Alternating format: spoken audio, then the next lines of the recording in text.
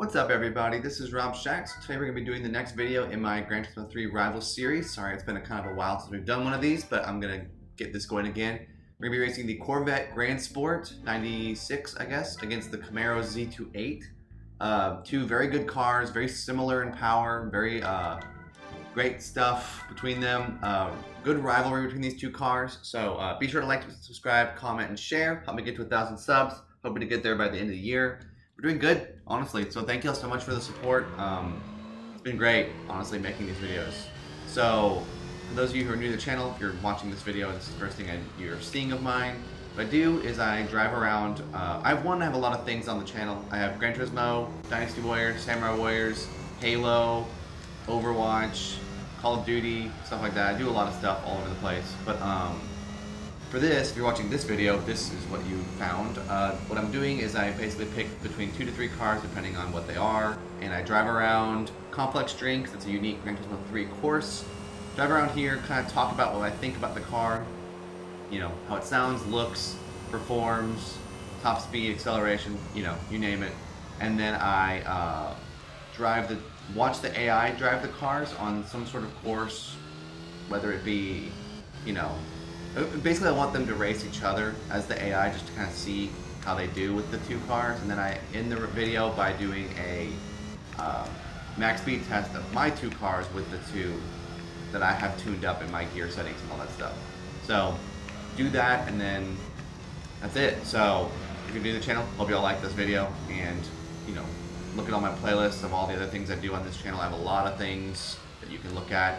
I've made videos for a few years now, and it's been fun.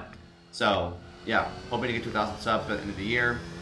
I don't really need it, but it's just fun, and it's a good milestone, something to aim for and kind of mention in the videos, because like I think only 9% of people who watch my videos are subs, so that's kind of low, but I don't really care. So I'm like, I would like more subs because I just like responding to comments and stuff like that. So if you send me a comment, I will definitely respond. So you know, I think I'm worth a sub. But yeah, anyway, so now we're moving on.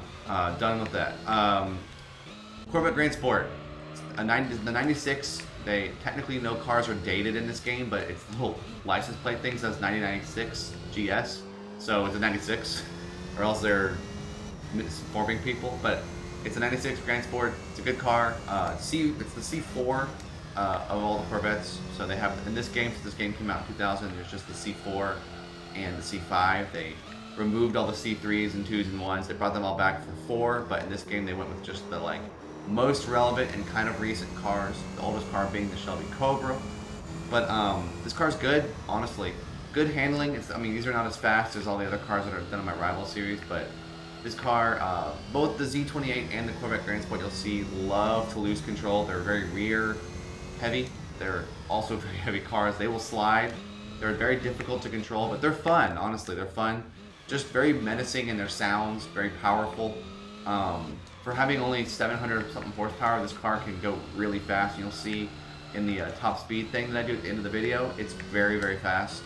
Underratedly fast, actually. So I'll probably do a like the win video on this next week, because fun fact about me, I didn't actually tune this car properly when I did my max speed things like about 2 years ago. So I'm probably not going to edit the video because it's a long time ago. But yeah, this car can go a lot faster than I gave it credit for, because I forgot to tune it with one part, a very major part. So it had like, I didn't do my NA level 3 tune up for this thing, so it only had like 450 horsepower, but when you do the level 3 NA tune up, it goes up to like 700. So yeah, I was missing a lot of power there. So I want to see this car in action on Like the Wind, because it's pretty good. It can go really fast, and I was not expecting that. So yeah, this car is good though. I've noticed that it starts to screech a lot. It doesn't have as good of handling as like say a newer car. That's obvious because it's older, but like basically the second you try to turn, it starts skidding one of its tires, which I think is hilarious and proof that it's just a 90s car that's not as good in the handling department. Brakes are pretty good, honestly. I was kind of not expecting that. I thought they'd be kind of terrible because, again, 90s car. But the brakes are pretty good. Seeing as I haven't even modified them at all, these are just the stock brakes on the car. Handling's a little bit rough, kind of not responsive when you start turning, then it'll start to slide out a little bit, but that's going to be kind of the same for the Z28 as well. Obviously, you race the Camaro SS and the Corvette Z06 from C5. They're a lot more in the handlings department. Sometimes the older cars have a little bit more power compared to the newer ones, just as they're trying to figure out how much power they can actually put out of the newer models. So when you have a car like the Corvette Grand Sport, it's like kind of the end of the line version of this car. I think there eventually was a 01 and they put that in GT4, but in this game they just had the Grand Sport. It's a good car, it honestly is. It looks great. The C4 just has a special design to me. It's very 90s, and I just like the 90s because I was raised in the 90s. So it's a good car, very good car, very fast. I would say that it's going to be faster than the Z28, just because I just kind of get that vibe based on how, as you notice, when it's just going up and higher in speed, it doesn't really slow down. It has a little bit of turbo lag and a little bit of the red line lag, but it's really not that noticeable compared to other cars in this game, where like it basically you need to be driving on manual. Some cars like you just should be driving on manual all the time because the game does not know how to handle what it is. But I think all in all, this car is a little bit harder to handle than the Z28, but a little bit more powerful. Both sound great and both look great, but all right, now we'll switch over to the Z28 and I'll talk more about it. All right, now we're on to the Camaro Z28. Got it in black because that's apparently I think I just bought it and made it black. But it's a sick car, very good. 90s cars are great. So yeah, as we've said before, and I'll kind of reiterate it on this now, with the Z28, I feel like the Z28 is going to have a little bit better handling, just because it's kind of seems like they made the Camaro seemed to be a little bit better in the 90s, and the Corvette kind of retook its place. I think the Corvette's the Corvette's usually been the best of the two, but I feel like the Camaro kind of took its place in the 90s because the Corvette C4 was not quite to the standard that the other ones had been in terms of innovation and design and stuff like that. But I think that the Corvette will have more power, and I can already tell. There's a lot more turbo lag on the Z28. It struggles to shift down in gears when it gets close, which is kind of funny. Again, if you need it, just use the manual. You'll be fine. But yeah, the Camaro seems to have way less top speed power, but automatically I'm just right away noticing that it handles a little bit better. It doesn't try to slide out as much. Still does because it's a 90s car, but it seems a little bit more grippy, a little bit more on the road, stays grounded. You can generate a lot more power here on the corners, and it stays a little bit more. It still slides because it's a 90s car, but it does seem to be that slide is a little bit more manageable. I can kind of use it, kind of like, what's the word for that? Slingshot? Yeah, slingshot my way around, which in a way you can use that power to your advantage, even though it doesn't have as much as the Corvette. The Corvette seems to be a little bit more wild just because it has a lot more power, top speed, and just it seems like it just was built more for, you know, top speed and not as much for handling. I think eventually they fixed that with the Corvettes, but for now, I think that's what's gonna be my decision on that. And you'll see it when we do the AI race. Both the Camaro and the Corvette both seem to kind of slide out as the AI, which is pretty funny. So we'll see if they spin out this race. But yeah, I like the Corvette in terms of the power that it feels like. It just feels like it just has a lot more. I don't know how to say it other than that. It just feels like you feel like you have a lot more control of like everybody else around you because you're just flying down the road. But with the Camaro, it feels like you just have more control when you're trying to get around people on corners. And I think that's just kind of, as I've said before a million times in this video and in every video with the Rival series. When they make cars in this game, I felt like because they had quantity, they didn't have the quantity, they had to just went with quality, which I respect and I agree with for the decision of transferring from the PS1 to the PS2. I think that the way that they made the cars in this game was great, where they basically had it where a car had a similar performance to another car, and they just had a bunch of races where those two cars got to battle it out. That makes it a lot more interesting for the player. I think that they did that on purpose. So they put the Camaro Z28 in, and they were like, well, we need to give it a rival, so let's give it the Corvette Grand Sport. And then they were like, well, we have the Camaro SS, let's give it the Mustang. We have the Viper, let's give it the Corvette Z06. And they just kind of did that with a bunch of different cars. And every once in a while they had three, few cars. There's like 3 different cars that all are very similar. The Calsonic Skyline has 2 rivals, NSXs, there's 2 NSX race cars, stuff like that. But I ultimately think that they went with that series, that type of idea, and it made sense because there was only like 150 cars or whatever in this game. So to make it more interesting, you just put a bunch of cars that are similar to each other in each race, and then it makes the races interesting, which is why this game is so replayable. So I don't disagree with anything they did with GT3. The fact that they had fewer cars doesn't really make me upset or anything. I'm glad that they did it where they had cars that had places in the series where there was like rivalries, between certain cars. I thought that was a great idea. So, as opposed to, they could have just made a bunch of random cars that had no place with each other, and then that would have been a very difficult way to balance. So, I do think that they did that with the Z28 and the Grand Sport. Z28 clearly is just, it's effortless to drive this thing. The handling is so good. Seems like its brakes are equally as good as the Grand Sports. I don't think there's any really big difference there. I mean, again, they're both stock, so it's more like how can the brakes handle having more power, and they both seem to do it well. But definitely the Camaro is more gripped on the road. It doesn't seem like it slides around as much. If I brake late, that's my fault. But like, the car itself seems to like, you can use the power and the sliding to its advantage as opposed to the Corvette. There's just a little bit more sliding than you can handle. It's a little bit harder to control, and the Camaro seems to have a lot more handling. But with that handling generally comes less power, and I can tell that this car is a lot slower on the top speed end compared to the Corvette Grand Sport. Corvette Grand Sport actually surprised me by how fast it could go, and so you'll see that later in the video too, by the way, that it's surprising how fast the Corvette Grand Sport can go in terms of top speed. It's pretty great. But the Z28, not really.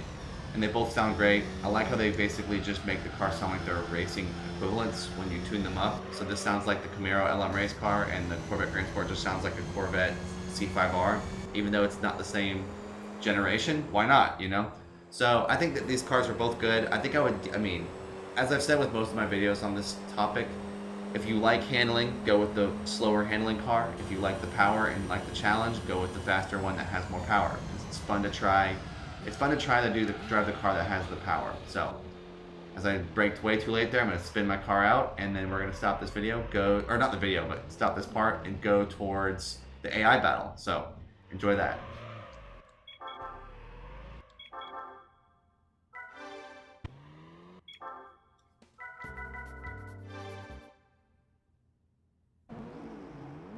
Alrighty, so here we go. This is a great race here. This is the Cobra. I'm using the Cobra because I wanted to use the Cobra.